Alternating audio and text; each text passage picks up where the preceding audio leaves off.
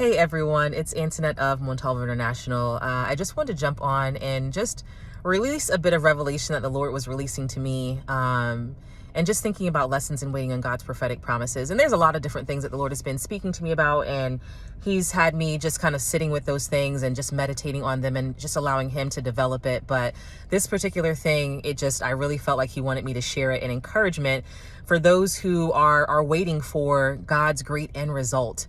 And just thinking about, Lord, have you really chosen me for a thing? Are you really looking to me for a thing? And He's spoken to me through two different things. One, just highlighting more about the prayer of Jabez, which is in 1 Chronicles 4 and 10.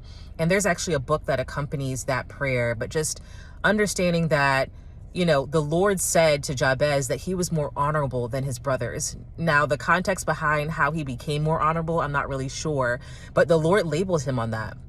And then even today, I was studying through Deuteronomy 6 through 8 with our kids, and it got to the portion in Deuteronomy 7 where it talks about the children of Israel as God's chosen people. And God says in there, I didn't choose you because that you were the strongest or the mightiest. I chose you because I wanted to show my love on you. I chose you because I put, my face on you. I was the one who chose you. And so as I was just thinking about that and meditating on it, this kind of real life example happened. Our kids were at practice and they were kind of in a game to see who could score the highest points in this game. And one of our kids is, I would honestly say, he's not the top player in this sport. He's consistent. He'll show up when he needs to, and he will put the effort in. But he's not the top player. It doesn't mean that he doesn't try his best. He's just not the top player. And I'm okay admitting that because I know he needs to practice. He's new to the sport, all those different kinds of things. But the interesting thing is that the game that they were playing was based on points. And somehow our kid figured out how to score the highest points, even beating the coach, actually.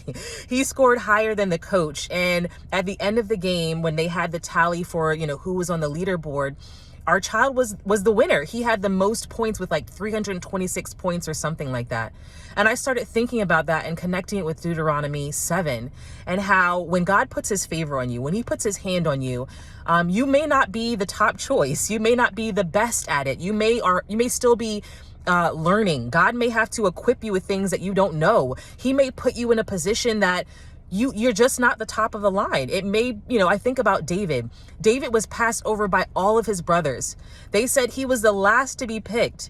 And it's not to say that David wasn't out there doing his job well. It's not to say that he wasn't showing up. It's not to say that God doesn't pay attention to you being consistent and in quality.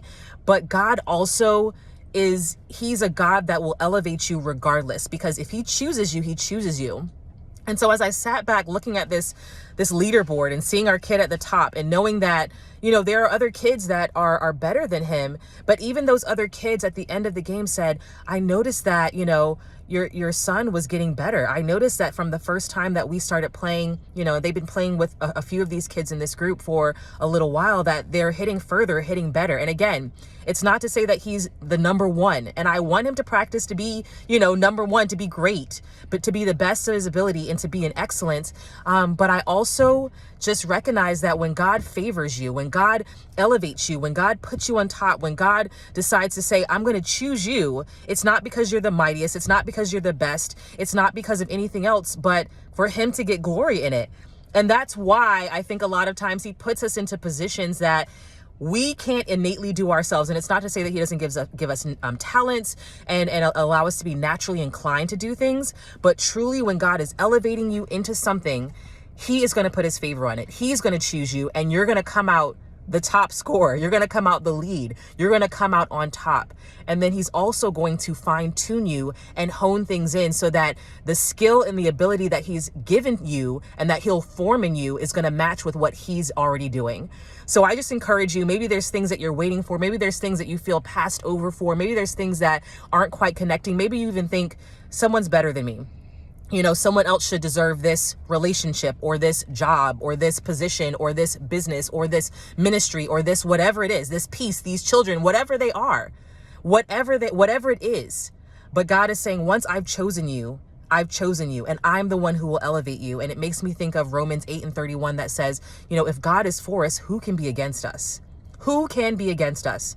So be encouraged today that if you've yielded yourself to God, if you've chased after him, if you said, Lord, I'm going to do what I can do. I'm going to practice how I can practice. I'm going to show up as you say to show up. I'm going to work as hard as I can. And even if I'm not the top of the top, I know that it will give room for people to see your glory shine through.